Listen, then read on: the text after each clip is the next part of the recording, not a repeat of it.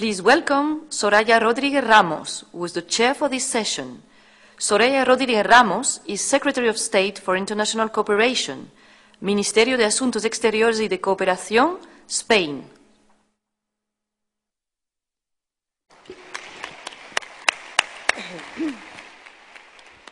Buenas tardes a todos y a todas.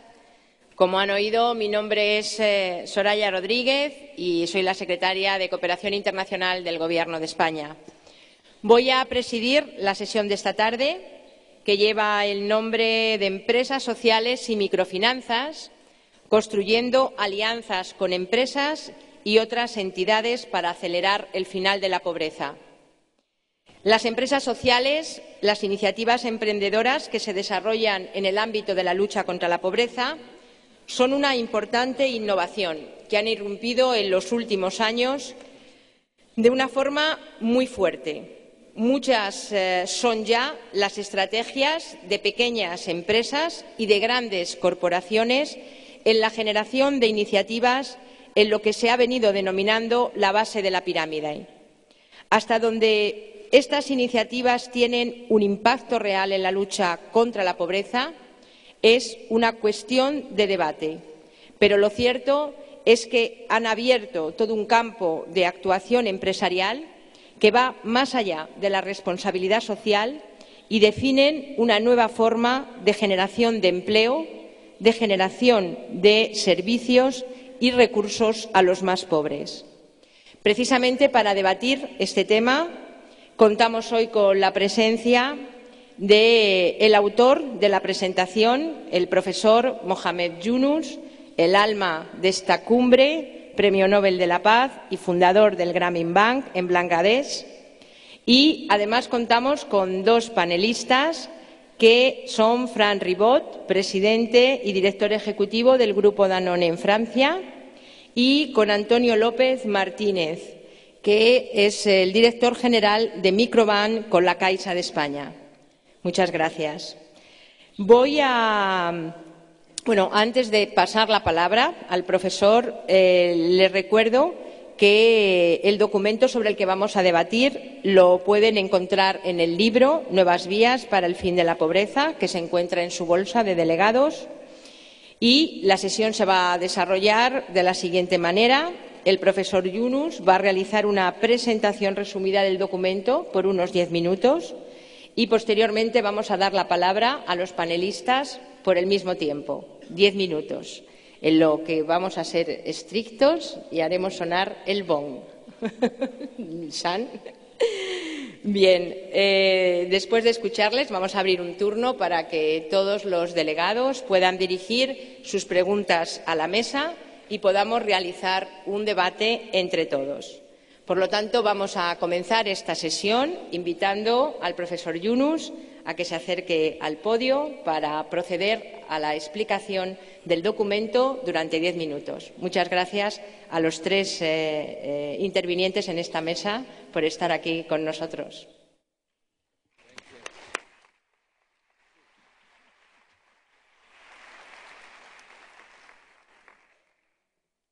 Thank you. Well, I'll just briefly remark on how all this thing began.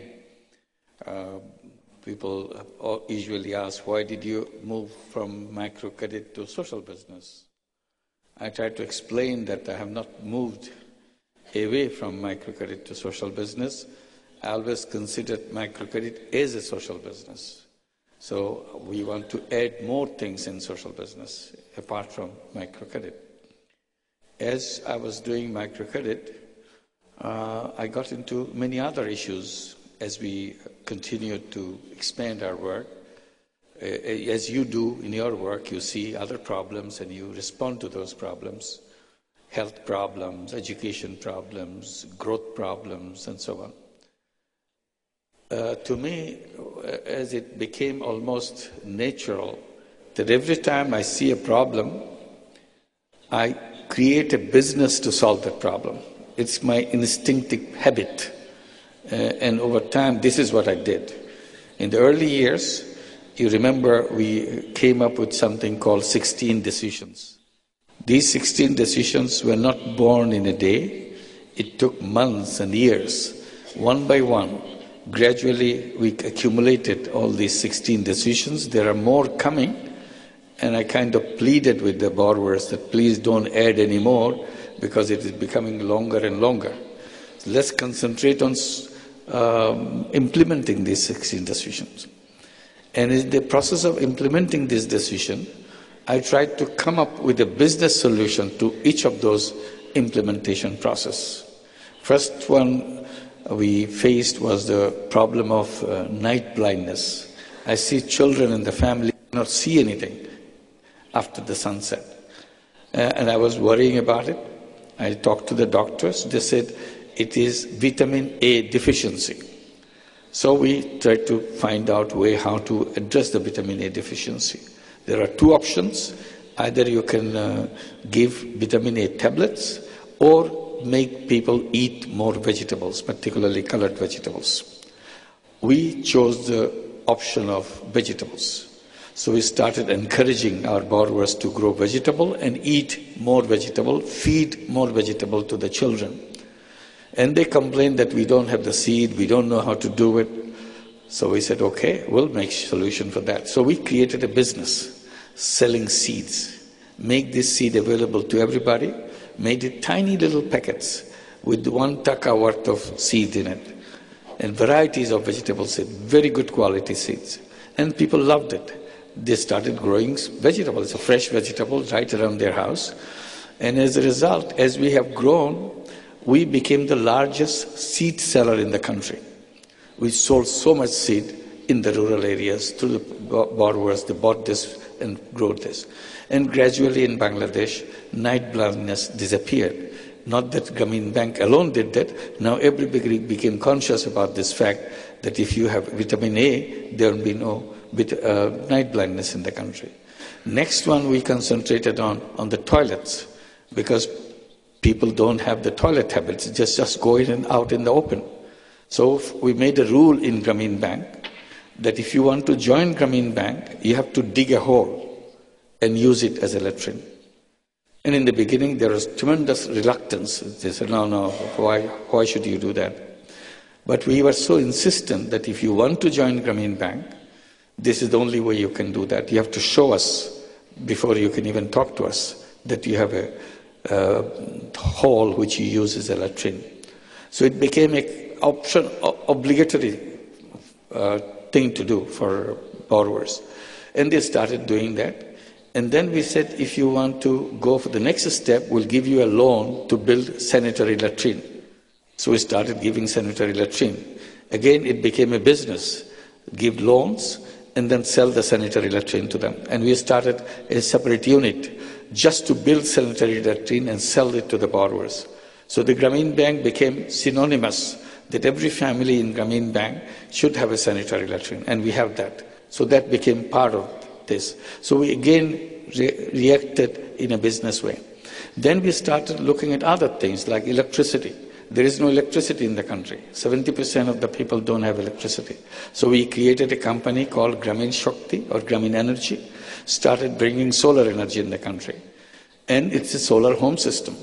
You buy it, install it, and you get a solar light, electricity in your home, and you can have all kinds of use for the electricity. And that people initially, very difficult to convince them. Selling few solar home system a month was 5 solar home system a month was such a big, difficult task. Today, it became so popular in the country, we sell more than 1,000 solar home system per day. And by the end of December, we'll be reaching our 1 million solar home system operating in Bangladesh. And next,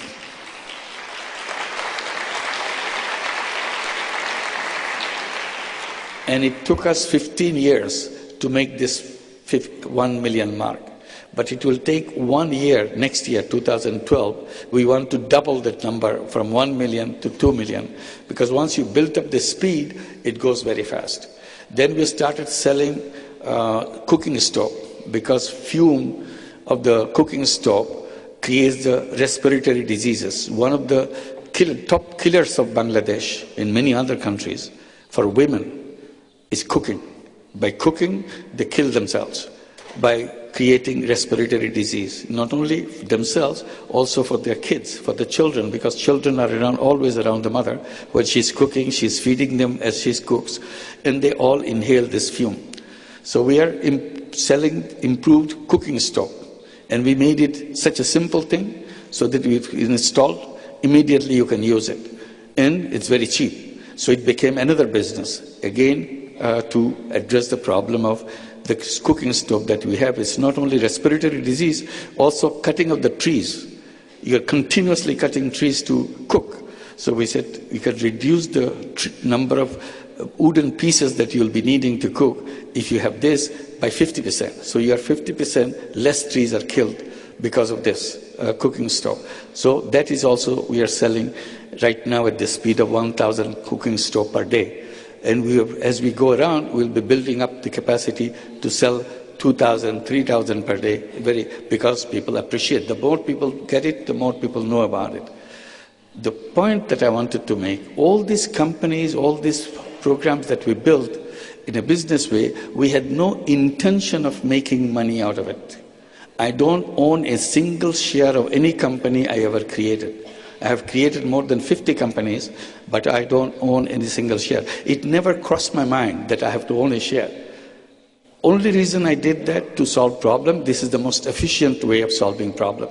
Then I started thinking, why the whole world runs business to make money? Why can't they do this to solve problems? It's such an efficient way of solving problems. Then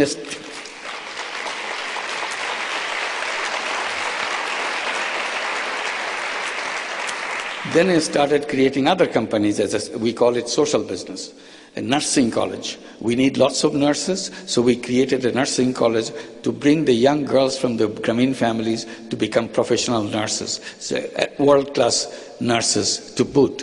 And it's all covered by the cost and everything.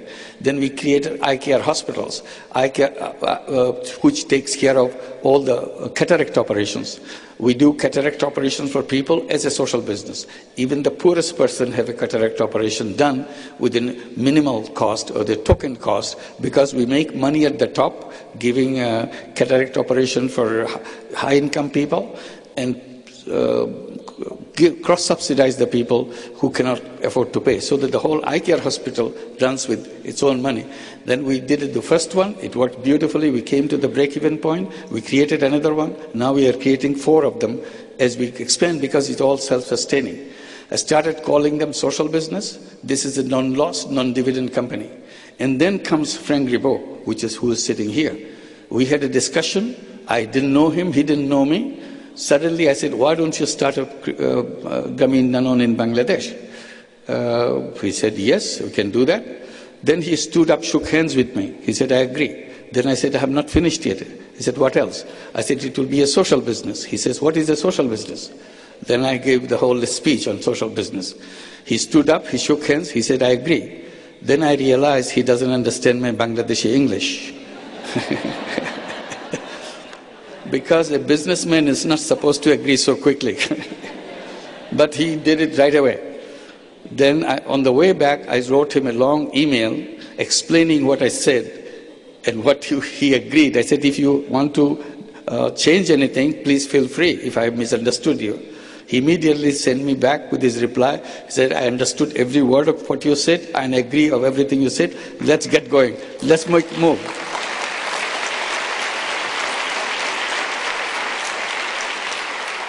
He comes to Bangladesh, he starts the whole thing. He said, he declares a date, 1 year from the date he was there. He said, within 1 year, I want this plant in operation and I want to come back and launch this. His whole entire officials got very scared. How could you build the whole plant and do that? They worked very hard to keep that date, and they kept that date, and that's the Grameen Danone story. Now there are many more companies coming forward, and companies coming forward, not me going to them to explain to them. It's an enormous amount of response that we keep getting. And if we can kind of open this up, companies like Danone, companies like Adidas, Uniqlo, or BSF, they have enormous amount of capacity in them, technological capacity. If only we can divert this capacity channel this capacity to solve problem of the world, these problems will disappear. We can do it through the channel of the social business. That's why I feel it so important. And these companies that I named, and many more, Intel corporations and others that were working with us, they have lots of patents in their control. And I keep arguing at them, you use very little of the patent. Some of the patents are way gone, you don't use it anymore. Why don't you use it for social business? Or give it to a pool, we'll call it patent bank, or patent pool, which will be utilized by anybody who would like to use it for social business. There's enormous capacity, enormous intellectual capacity lying idle. It doesn't do good to anybody. Just because company owns it, nobody can touch it. There are such remarkable ideas and competencies lying in those, and many companies now have agreed to put this patents in a common pool so that any social business want to use them, they can use them free, they don't have to do anything, no payment needed, no permission needed, provided you are a social business. So lots of things can be done. We can change the world around if we focus on the social business idea. And each one of us here has the capacity to create at least one social business. It doesn't need to be big, it could be very small, and it solves a problem. Once you have created that seed, we can create a whole plantation the way we did the microcredit. Thank you very much.